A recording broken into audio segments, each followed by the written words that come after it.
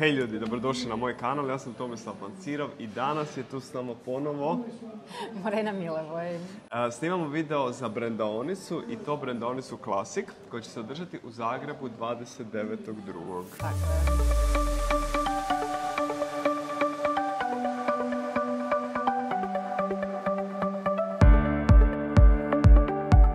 U današnjem videu smo vam htjeli dati nešto jako korisno. Razmišljali smo o tome što većina naših polaznika traži kada krenu raditi svoj osobni branding i napravili smo branding checklistu.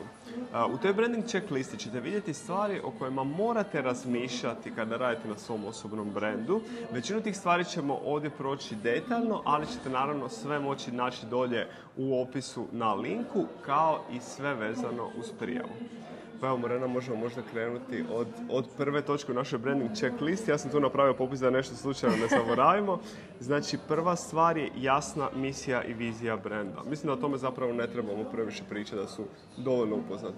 Pa zapravo, misija i vizija brenda su neophodne kad idemo graditi bilo kakav brand, bez obzira da li se radi o osobnom brendu ili o brendu proizvoda ili usluge, kompanije. Znamo da je zapravo misija put do cilja, a vizija je ona neka svrha, ono što nas vodi i to bi zapravo trebala biti ta jedna inspirativna izjava, inspirativni statement o tome gdje se vidimo za 5 ili do 10 godina. Ne, ono što mislim da je bitno je da zapravo to ne mijenjate previše. Znači Istina. Kada odredite, idete u tom smjeru. Taktički ćete neke stvari mijenjati, ali nekako te stvari ostaju onako zapečaćene jer je to neki cilj, viši cilj kojem stremite. Neka bolja promjena koju vaš brand radi. Tako je. Dobro. Zatim dolazimo do vrijednosti i osobnosti brenda. Ovo mislim da je također neko pitanje koje ljudi dosta na prvu ne mogu shvatiti. Zato što im se brand ne čini toliko bliskim.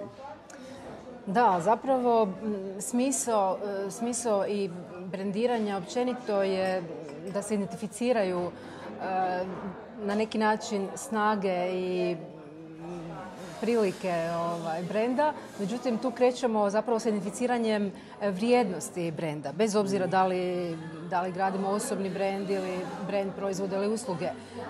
Bitno je da i taj brand statement koji ćemo razviti iz najvažnijih vrijednosti brenda zapravo da dođe od vrijednosti s kojima se mi kao osoba najviše identificiramo. To su vrijednosti zapravo za koje mi imamo taj neki osjećaj s kojima se vežemo zapravo. Tako da i kad komuniciramo, mi kao brand zapravo komuniciramo kroz te vrijednosti i privlačimo ljude, potencijalne klijente, potencijalne partnere s kojima radimo, zapravo koji se vežu uz te vrijednosti naših brendova. Da je ovo me sad super dovodi do iduće točke, što je osobni brend povezan sa brendom poslovanja. Tu najčešće naši polaznici imaju problema, jer često razmišljaju o tome kako je njihov osobni brend nešto što bi trebalo biti osobno, što ne bi trebalo ići na van, ali onda to na kraju dana nije brand. Osobni brand je vaša najveća snaga kada razvijate svoje poslovanje. Vi niste korporacija, vi nemate velike budžete i u toj situaciji morate taj osobni brand utvrditi koje su vrijednosti tog osobnog brenda i koristiti ga kao poslovni alat što on je. I tek onda može zapravo uz taj osobni brand vašeg poslovanja rasti i biti sve jači. Čak ako ste u situaciji da želite imati zaposlenike, da želite rasti, osobni brand tog lidera koji je zamislio poslovanje je i dalje nešto što je jako i nešto što bi se trebalo dalje održavati. I upravo taj osobni brand vam nitko ne može uzeti. Tako je. To je u kojoj god da ste firmi.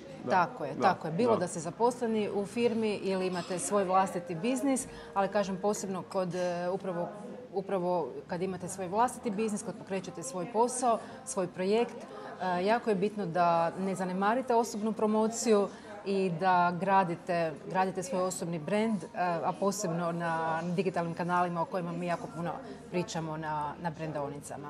Da, u principu na ovoj brendaonici koja se dosta bavi upravo sa utvrđivanjem brenda, ćemo prolaziti kroz te konkretne korake kako osmisliti vaš brand, kako smisliti vaš brand statement i kroz interaktivne vježbe koje ćemo raditi će svi skupa nekako doći do svog brenda i definirati ga na licu mjesta. Upravo zato je brendonica specifična i to je nešto što nam ljudi uvijek govore kao posebnost ove radionice, zapravo da iz nje dobiju tu interakciju i to povezivanje s ljudima.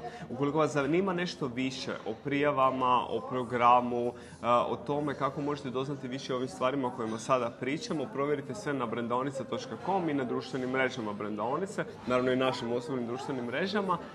Imate sve dolje na linku u opisu. Pa idemo dalje u našu branding checklistu. Iduća stvar o kojoj pričamo je brand storytelling. Zapravo to pričanje priča. Pričanje priča, dakle, taj brand statement, odnosno autentična komunikacijska poruka do kojeg bi trebalo doći u procesu brendiranja, jer zapravo cijeli taj proces može trajati dosta, kažem, to se ne događa od danas do sutra. Bitno je isto da i naši slušatelji i polaznici radionice shvate da se branding ne događa u trenutku kad mi stavimo jednu lijepu fotografiju na Instagram ili napravimo jedan video na Facebooku, već je to dugoročan proces koji apsolutno treba uključivati i taj način obraćanja brenda, tone of voice, do koji se isto mora definirati kroz proces i kroz vrijednosti i kroz brand statement, a zapravo bitno je da pričanjem priče mi zaintrigiramo naše pratitelje, naše potencijalne klijente, jer to je ta neka točka diferencijacije. Ako smo suhoparni, ako se ne razlikujemo od naše konkurencije, to je ono o čemu ćemo i kasnije pričati, mi ćemo zapravo biti jedni od mnogih, a na tome sigurno nećemo biti uspješni. Ja bih rekao zapravo da je to nešto što je onako iskonski urođeno svima nama. Kada gledamo se nekad plemeno okupljalo oko vatre i prenosilo upravo kroz priče, neka znanja, neka iskustva i stvari zapravo koje svi moraju znati. Na taj način danas brendovi pričaju svoju priču. Tako da taj dio morate jako dobro definirati. Ali isto tako kada radite tu priču, kada osmišljavate taj storytelling, što dolazimo do iduće točke, je znati kome komunicirate. Odnosno imati jasno definiranu ciljanu skupinu ili ciljane skupine.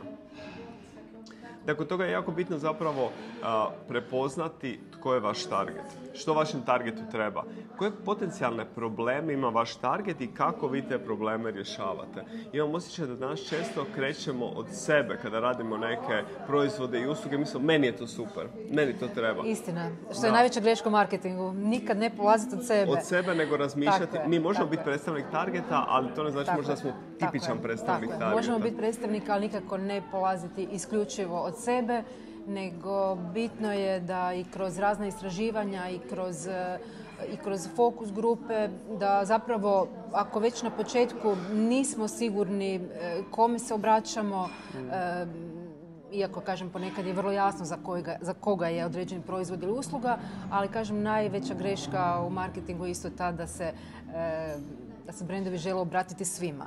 I tako da tu apsolutno treba napraviti segmentaciju, treba odabrati svoju nišu i na tome graditi brand i komunikaciju. Da, i upravo je niša naša iduća točka u checklisti. Ovo je bilo kada si napametno ušla. Nisam. Zato ja imam šalabahter. Ja se držim šalabahtera. Nema, nek meni sve piše. Ok, znači niš branding.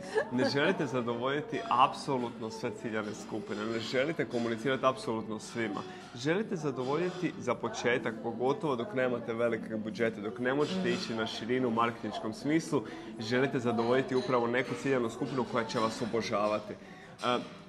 Ako ste svima ok, ako svi kažu dobar mi je, ok mi je, niko vas ne obožava i to želite izbjeći. Želite doći do te skupine koja je vaše pleme, koji su ljudi koji će najviše htjeti se povezivati s vašim brendom, pa upravo ti ljudi su oni koji će i besplatno širiti vaš brend, pričati o vašem brendu. To je kad kupite neki proizvod koji vam je super i ljudi ne znaju za njega. Pa želite pričati, ja ti želim reći ovaj čaj mi je odličan, moraš ga kupiti, jer ja želim podržati da taj čaj dalje opstaje i da se i dalje proizvodi. Na neki način možemo se nadovezati i reći da je zapravo naša ciljana publika, da su zapravo ambasadori našeg brenda.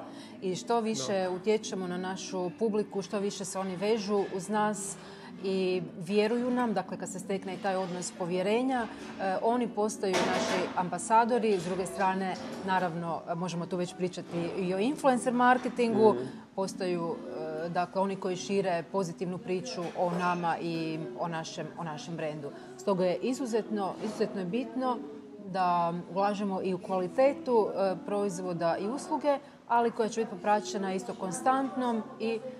konstantnom komunikacijom koja će naše pratitelje, odnosno ciljanu publiku, angažirati i aktivirati na neku akciju, na neki angažman.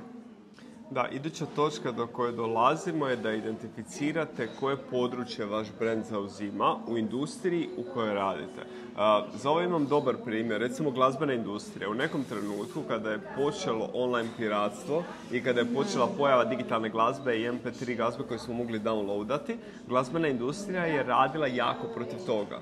Jer su mislili, ok, potrošači više neće trošiti novac tako da kupuju CD, neće više dolaziti kod nas direktno, znači trebamo to zabraniti.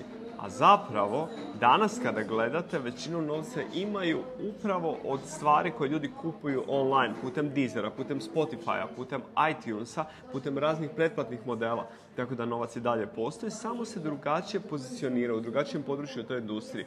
Morate znati točno koji segment u industriji zadovoljavate da bi onda s vašim brendom mogli to komunicirati na van. Ovdje vidimo zapravo koliko je branding duboko povezan sa marketingom i s razvojem proizvoda. Imamo osjećaj često odvajamo nekako, tako da ko da branding gledamo na kraju, a zapravo bi ga trebali gledati prije početka. Tako, trebamo ga uvijek gledati prije početka, jer zapravo od same svrhe stvaranja biznisa, svrhe stvaranja projekta, dakle, kreće cijela priča o brendiranju, o tome što želimo postići. Kada pričamo o tome što želimo stvoriti prema našoj publici, a kako se stvarno želimo ponašati, dolazimo do iduće točke koja je meni iskreno jako draga i bitna, a to je etičnost i održivost. U zadnje vrijeme možete vidjeti da jako puno velikih tvrtki kreće stvarno u kampanje koje pričaju o održivosti, ali ne samo pričaju, nego i rade na održivosti, zato što je došlo do toga da potrošači shvaćaju da oni sa svojom odlukom o kupnji mogu utjecati na to hoće li neka tvrtka postojati ili ne. Na kraju dana bez klijenata ne postojite. U kojem god obliku radili, što god razvijali. Kada pričamo o održivosti, to mora stvarno biti nešto što ćete vi živjeti i što će biti utkano u vaš proizvod. Nije biti da vi samo stavite naljepnicu na nešto da je održivo, a s druge strane dobavljače ne plaćate, uzimate dobavljače po nekoj dumping cijeni, nemate proizvode koji pozitivno utječu na okoliš, ili se ponašate neetički na bilo koji način, bilo financijski, bilo prema svojim radnicima. To su sve stvari koje danas potrošači jako dobro shvaćaju. I ako u ovom trenutku možda vam i prolazi, imate možda sve neki brand, i možda vam u ovom trenutku i prolazi to da se ponašate slobodnije i da gledate isključivo svoju financijsku korist, to dugoročno neće moći funkcionirati. Tako da zapišite si to negdje, etičnost i održivost, imate sve u checklisti, ali ovo mislim da je stvarno točka na koju bi trebali jako paziti. I sad dolazimo do dijela koji onako nekako ljudi krenu prvo razmišljati možda, a to je vizualni aspekt. Vizualni dojam brenda i sve što brend zapravo predstavlja na van. Istina, zapravo puno puta netko, kad se priča o brendu, netko će odmah poistovjetiti brend sa logotipom i reći će što je brend. Brend je logotip. Međutim, naravno je brend puno više od toga, iako vizualni identitet apsolutno predstavlja jako važan dio brenda. I naravno da kad radimo vizualni identitet, jako je bitno da odaberemo stručnjake, dizajnere koji razumiju ono što želimo komunicirati, s kojima ćemo proći kvalitetne sastanke, briefinge, gdje ćemo im isto tako predstaviti sve ono što smo već i pričali u prvom dijelu današnjeg razgovora, i vrijednosti brenda i cilj naše komunikacije, cilj brendiranja, gdje će se zapravo taj vizualni identitet pokazati kao krajnji rezultat zajedno sa logotipom, bojama koje će se koristiti, tipografijom, odabirom fotografija, na kraju krajeva i videa. Znamo da je danas video jedan od stvarno neophodnih alata komunikacije, odnosno medij komunikacije. Tako je.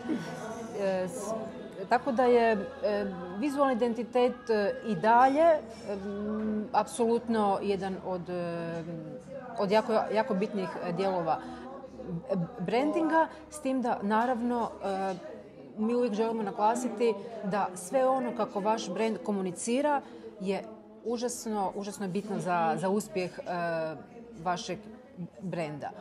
Nije bitno samo napraviti dobar logotip, ako ga ne primjenjujete na pravi način, ako vaša komunikacija na svim kanalima nije u skladu sa vašim brendom, sa strategijom vašeg brenda, sa tone of voice i tako dalje. Pa to je isto kao da dođete u neki dućan koji predivno izgleda, ima predivne stvari i prodavači su prema vama jako bezobrazni i kažu vam da ne primaju nikakve druge, jednostavno plaćanje i to je to. Pa nećete tamo kupiti.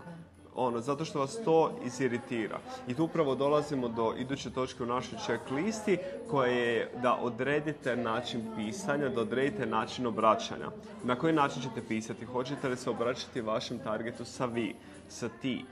Kako ćete koristiti izraze? Hoće li to biti neki izrazi koji su onako opušteni ili ste možda malo striktni u svojoj komunikaciji kako bi pokazali tu neku ozbiljnost? To je nešto što trebate na početku odrediti i onda jako bitno to sve što je zapravo nešto čemu ćemo i kasnije pričati, konzistentno provoditi. Često vidim situaciju da čak u istom blog postu na web stranici u jednom trenutku piše klikni ovdje, a tamo piše pozdravljamo vas s velikim slovom, dobrodošli na našu web stranicu. Mislim, ljudi tu vide nekonzistenciju. Možda čak ne vide toliko da idu analizirati, ali je osjete. I to je još gori problem, jer onda u toj situaciji zapravo ti ljudi misle da niste dovoljno ozbiljni, profesionalni, a realno ovo je stvar koju jako jednostavno možete napraviti, samo se trebate toga jako jasno držati.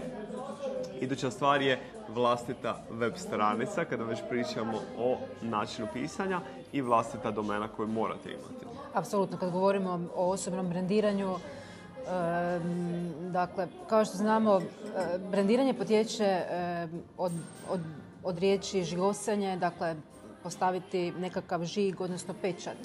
Bitno je da kad gradimo osobni brend, naravno i brend proizvoda ili usluge, ali trenutno govorimo o osobnom brendu, bitno je da mi taj svoj pečat postavimo, dakle, na materijale, odnosno medije putem koji komuniciramo. Između ostalih to može biti web stranica koja je jedan od bitnijih kanala komunikacije, s obzirom da je, unazad nekoliko godina domene sa vlastitim imenom i prezimenom su postale gotovo uobičajena stvar, što je stvarno do prije nekoliko godina bilo je čudno, upravo to. Tako da danas zapravo stvarno osobe postaju brendovi, a vjerovatno će se taj trend nastaviti u budućnosti, tako da treba definitivno biti u skladu sa trendovima, tražiti inspiraciju, vidjeti kako to drugi rade. Uz web stranicu naravno tu dolazi i e-mail, te vaš potpis u e-mailu koji je isto izuzetno bitan. Na neki način može biti običan potpis, vaše ime i prezime, ali s druge strane i vaš kontakt naravno na koji vas mogu kontaktirati vaši prijatelji, suradnici i potencijalni klijenti. Međutim, bitno je isto tako da i sa potpisom da napravite tu jednu točku diferencijacije, da možda stavite tu vašu autentičnu komunikacijsku poruku, nešto što vas karakterizira kao brand, nešto što vas razlikuje i ta poruka će sigurno ostati u sjećanju onome tko je dobio vaš email. Naravno, opet se vraćamo i na taj dio oko vizualnog identiteta, oko boja koje koristite, oko tipografije, dakle font, sve ono što je definirano u vašem tom brand booku, bitno je da se toga držite i da budete dosljedni svojem brandu. Da. I sad, bez obzira što je web neki headquarters, kako to volimo na brandaonici reći, vašeg brenda i e-mail koji stoji uz to, vaša domena, imamo i društvene mreže o kojima jako volimo pričati, koje su zapravo bile neki sam početak brandaonice koji su počeli pričati kako se brandirati na društvenim mrežama. Društvene mreže ćemo naravno proći i na našoj radionici, ali ovdje bih vas samo htio dati ideju da istražujete i nove društvene mreže, pogotovo na nekim društvenim mrežama koje možda nisu zasićene. Primjerice, trenutno je to možda LinkedIn, možda TikTok. Trebate opet vidjeti gdje vam se nalazi target, ali kad onda imate to definirano, te društvene mreže trebate raditi na način da bude sadržaj prilagođen društvenoj mreži, trendu, kao što si rekla malo prije, i na isti način sproveden brand na svim kanalima. To što vi komunicirate na nekom drugom kanalu ne znači da vaše vrijednosti brenda i ove postavke o kojima želite pričati nisu toliko bitne i da možda nećete imati percepciju tih stvari. Tako da u svakom slučaju za svaku društvenu mrežu koju radite, bilo da pričamo o opisu, o stilu fotografije, o linkovima koje ćete postaviti, to sve treba biti na isti način postavljeno kao da radite web stranicu i da ste zapravo u kampanji na svakom od tih kanala. Tako je. Međutim, evo, s obzirom da stvarno uvijek dobijamo jako puno pitanja naših polaznika na brendovnicama upravo oko formata, sadržaja i načina dijeljenja sadržaja, mislim, jako je bitno naglasiti, dakle, naravno da kontent za Instagram radimo na neki način odvojeno jer je to Instagram, s druge strane LinkedIn je sad potpuno na neki način, reću pod navodnicima, nova društvena mreža, iako postojala je i prije. Ali neiskorištena, recimo, do sad. Tako je, sad stvarno postoji sve više mogućnosti koje nam LinkedIn pruža, baš upravo i za osobno brendiranje, tako da, to jest baš s naglaskom na osobno brendiranje bi rekla, tako da definitivno treba uzeti u obzir trendove za LinkedIn, a naravno Facebook je isto tako društvena mreža koja isto tako ima svoja pravila komunikacije i koje ne treba zanemariti. Imamo da se zanemaruje Facebook nekako zbog trendova, jer Facebook nije toliko in, ali dalje je to društvena mreža na kojoj imate najviše korisnika. I možete najlakše doći do nekog dosega, pogotovo uz plaćeno oglašavanje. Realno, jako je jednostavno i to je nešto što stvarno u svakom slučaju treba iskoristiti. Jer još uvijek možemo reći onako kolokvijalno, na Facebooku su svi. Da, pa istina, da. Sad, kako odrediti na koje kanale ići, kako odrediti kakvu poruku raditi, to nam se govori naša iduća točka u checklisti, a to je content strategija, odnosno sadržajna strategija. Ukratko, sadržajna strategija je neki dokument u kojem ćete definirati kako ćete riješiti problem svog targeta, i to sa distribucijom, proizvodnjom sadržaja i nekom povratnom informacijom sa vašim targetom. Možda vam izgleda ovako strašno kada se kaže content strategija, to je sad neki dokument od 100 stranica.